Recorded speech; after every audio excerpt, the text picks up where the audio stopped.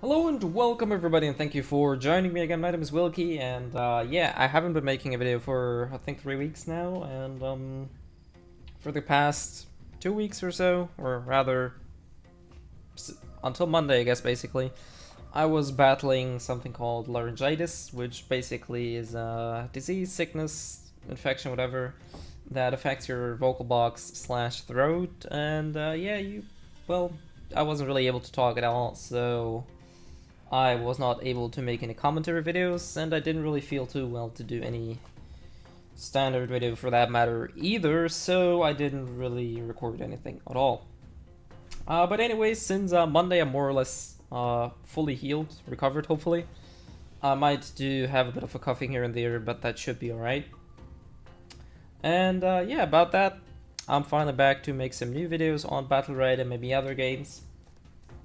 It all really depends. Anyways, today's video we're gonna talk about the recent patch that hit yesterday actually, but I just realized today, so I'm just gonna do it today. And yeah, there's a bit of a preview of what's gonna happen.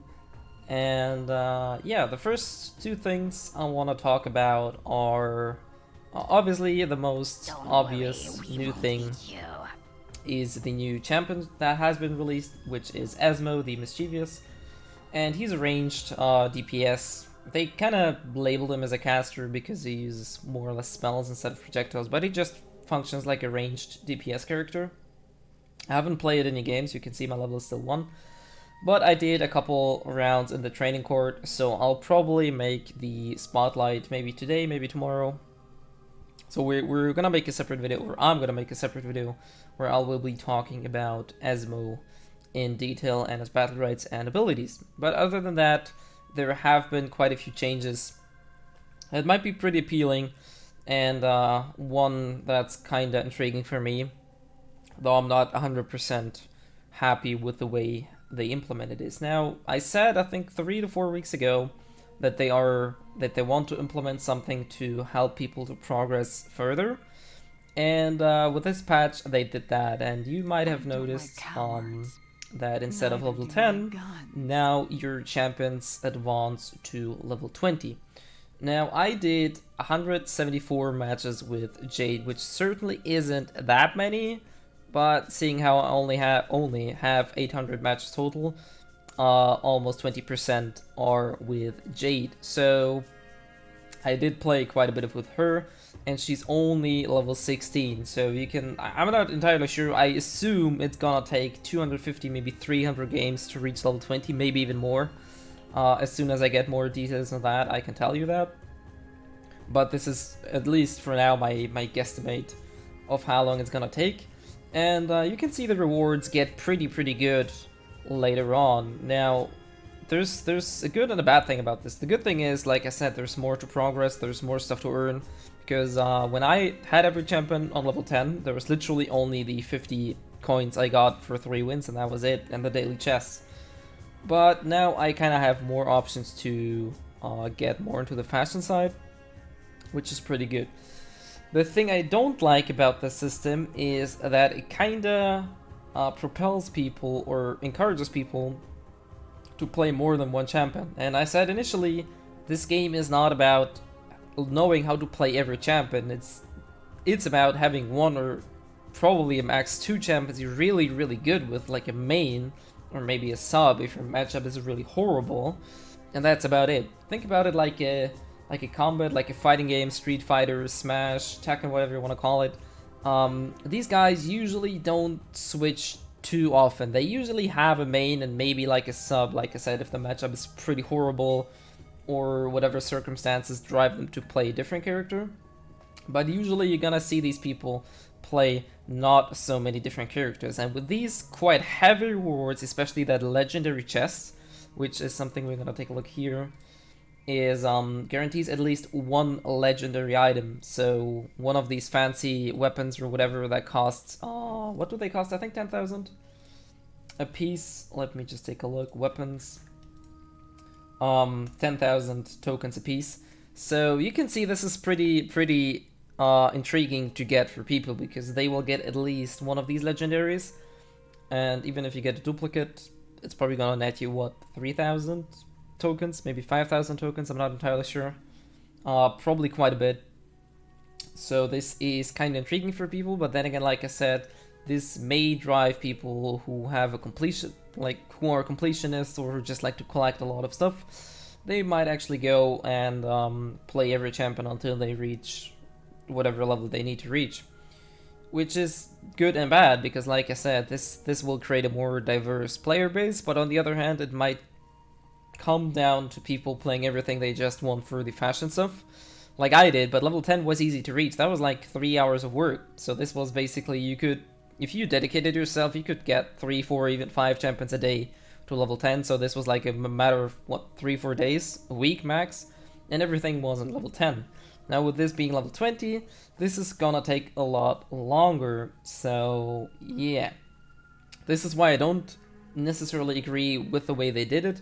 However, I think it's a pretty cool feature that they implemented it. Apart from that, another mechanical change is that if you play in a solo queue now, after the game, you have the option to, I guess it's a box, I haven't seen it yet, you have the option to mark or tick a box or whatever that will tell the game or the system that you want to queue with the same guy again. So what this does is basically, if you're in a solo queue but you meet somebody you're playing good with or compatible with, you're enjoying playing with, you don't have to go through the length of like, yo, do you want to party up, want to add me, something like that. You just click on that box and it'll match you with the same person again. So this will hopefully create more parties and a better matchmaking system with less toxicity, hopefully, because people can much easier match with people they enjoy playing with or they can play with, rather than randoms all the time. And yeah, that's pretty much about the biggest changes, and we're gonna go over the patch notes real quick. So let me scroll up there, and these are the ones I was talking about. This is Esmo, and about the champion updates and fixes. Let's go for this one first. Now, Bako's change, whoops, I closed it. Bako was more of a fix than anything else. Unfortunately, I'm not able to showcase all of these changes, so what I'm going to do is I'm going to read out the patch notes. You can also see them on the screen, and potentially you have to test them out yourself. But usually this is something a lot of people don't pay attention to, and they jump into the game not knowing that Battlerites have changed, abilities have changed, and they get swatted in the face because, oh, this was different before, which pretty much happened to me as well. So I tend to rather read the patch notes now, because sometimes the changes are quite major, and they might affect your gameplay or how the enemy plays.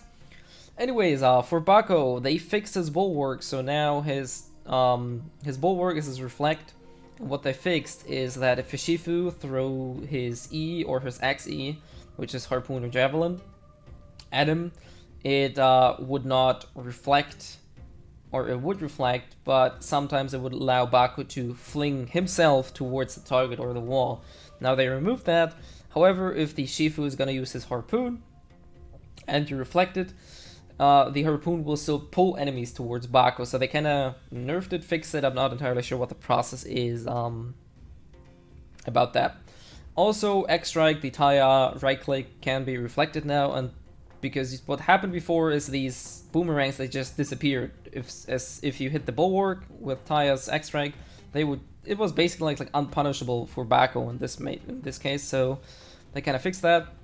And they also changed that reflected boomerangs can be countered. I assume that doesn't mean that boomerangs that fly back will still not trigger counters, but I just assume this is if you reflect, for example, X-Strike with Bulwark, somebody else can counter the reflected X-Strike, if that makes any sense. Anyways, for Croak, there was a bit of a fluff text. Or you can pretty much just go to Steam and click on the patch notes yourself. So I'm not gonna read this fluff text. They kind of explained why they changed certain things and what they want to achieve with that. So Sludge Spit is his X Mouse 2, which is the blinding dart, I think called. We're just gonna take a look. What are they called? You heard of me. Info. No, it's actually called Sludge Spit, but it's a blinding dart effectively, is it not? Yeah. Reduce the side range, so this is the annoying thing that blinds you quite a bit for a relatively long time. So they made it dispellable. Apparently you could not dispel the blind. Now you can do that. His camouflage, his invis will by default make him 20% faster, not only 10. So there's a buff on this part. His deceit, his X invis, is now gonna give him, or the tooltip was fixed. Before it already gave him 30%, but it was labeled as 15%, so this was just a tooltip fix. Nothing balance-wise changed. It is going to be exactly the same speed. His Frog Leap is slightly buffed. It deals 18 instead of 16 damage, so you get a total of 2 points or 4 if you hit both. So it was a bit of a buff on this one. Toxin Blades now applies a blade to all Blade Fury strikes regardless of other buffs. I'm not entirely sure what this means. To be perfectly honest, I assume that there was an issue with buffs overriding his Toxin Blade, which is his R, which is his buff. Yeah, I'm not entirely sure. Oh, I guess what this means is because before I think you received 6 charges if I was not mistaken, and apparently now you just get a 4 duration buff so you can swing even off more often. I assume this is what they mean. I guess we're gonna just check this out real quick. Wait, I need to hide this so you're not gonna have your view blocked. No cooldowns, infinite energy. No. I'm not entirely sure what this is actually all about, to be perfectly honest. I assume there has been an issue with certain buffs overriding other things, but anyways, what else to change? Battlerite's cut to the chase. Now he gets even more movement speed if you pick this Battlerite for his camouflage.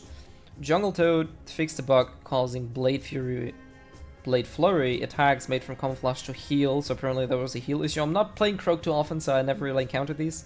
Noxious Lunge, slight rework, now inflicts a 1.2 second root and reapplies Toxin if it's active on the target hit. This is a pretty good buff, I think, because not only is this now a very pretty much better offensive tool, it also is a CC tool now. 1.2 seconds root doesn't sound like a lot, but for Croak it is actually quite a bit, because this might be the difference for him to recover his cooldowns. I think this is a pretty vital buff to him, and this is probably gonna cause a lot of ruckus. And Twin Strikes now adds damage to all Blade Flurry strikes regardless of other buffs. Camouflaged Blade Flurry strikes no longer consume both Twin Strikes. Now I do have to look because I'm not entirely sure what Twin Strike is. What the hell is Twin Strike? I assume with Twin Strike they mean if you hit somebody out of camouflage, you're gonna swipe both of the blades. So I assume this is... I don't know, what the hell is Flurry? What the hell is Twin Strike? Seriously, I don't know. I am not sure. Alright, we're gonna jump into the training mode just again to see what this is all about. Okay.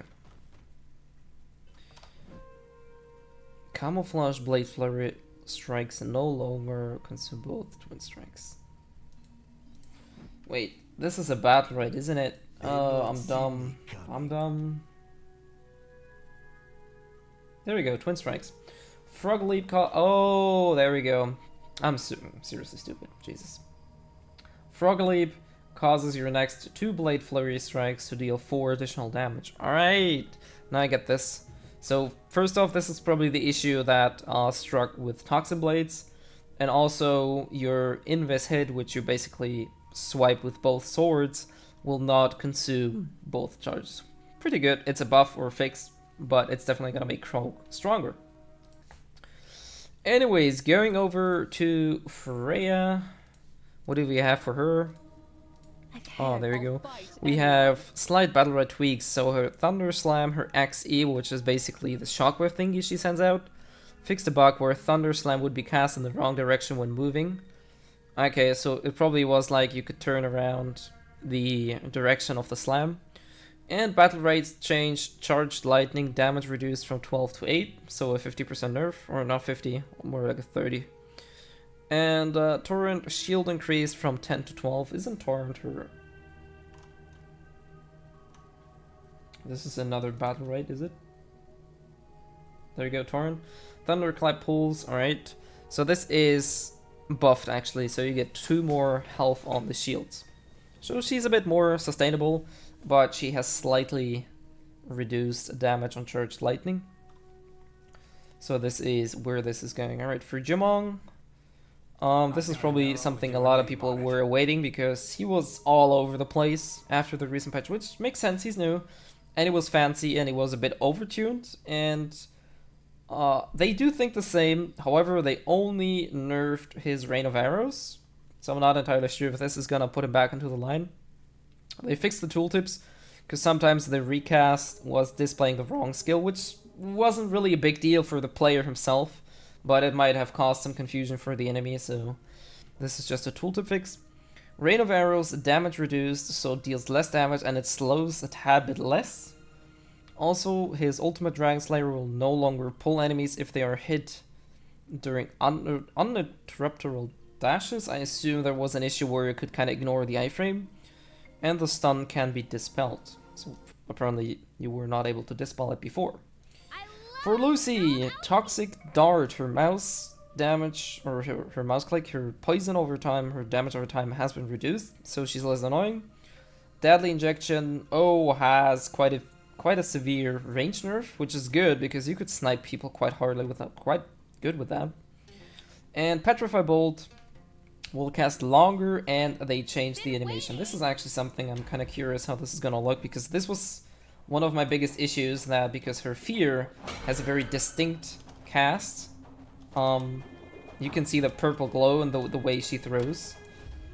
But her Petrify Bolt was basically just like left click and it was almost instantaneously. So it casts a bit longer, and okay, the animation, I'm not entirely sure. It definitely casts a bit longer, so it might be a bit easier to check this out. It still is kind of hard to tell because you have to look at her crossbow to see that this is the Petrify Bolt. But quite, well, not really a severe nerf, just a bit of a tweak, I guess, to put her back in line.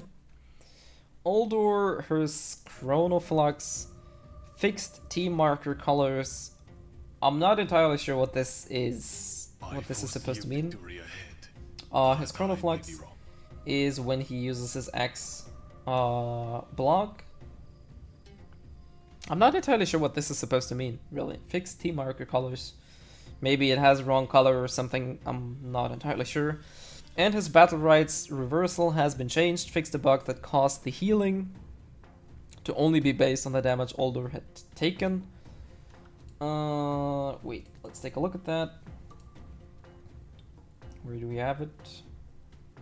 Which reversal? Oh, that's his ultimate, right? Oh, I see. So apparently it was only depending on how much damage Uldor has taken, not the actual target. That was kind of odd. Good that they fixed that. Paloma. This is probably something a lot of people are looking forward to.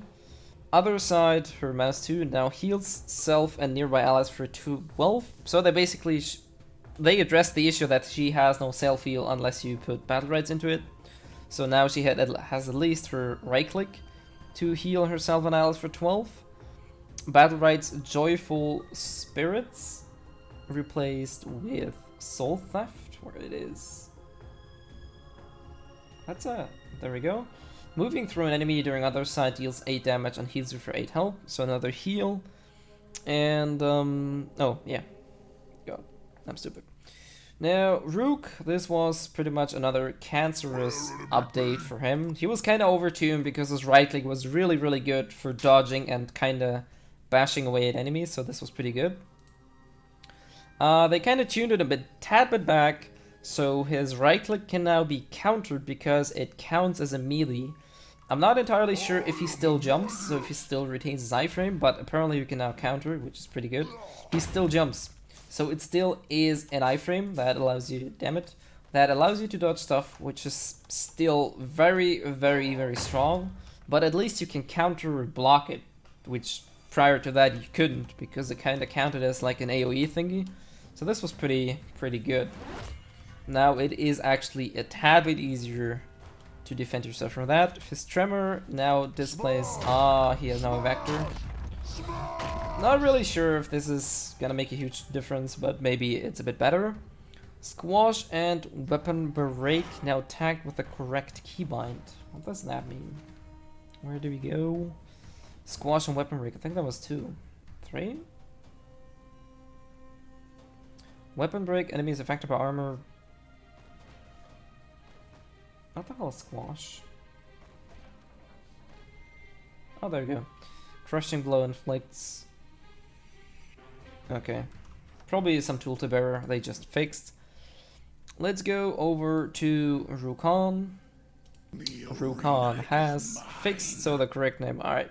So his X jump was displaying Whirlwind or Whirlwind, which is the name of Shifu spin, not of Rukon spin. So they fixed that. About Sirius, the Astral Beam, apparently when 2 Siriuses, if that's the plural, were firing the ultimates at each other, only the first one was able to deal damage. That's a bit odd, but probably just something technical in the background. And Taya Zephyr XQ, which is her knockback thingy with the dash. This one, where she dashes forward. She is unhittable, so she basically gains an iframe when using Zephyr. Pretty good. Pretty good. Apart from that, there are a couple other bug fixes and pretty much an outlook on what they are currently working on. So if you wanna take a deeper look into that, feel free to check out the patch note. Like I said, just go into the Steam, onto Battlerite, and then go into the forums of the game, and you should be able to see whatever it is. Anyways, I'm pretty sure I ramble on for way too long, so sorry for that. And yeah, hopefully you guys still enjoyed me talking about the patch notes. And as I said, I'll probably make the spotlight this evening. Well, probably not because I have to work.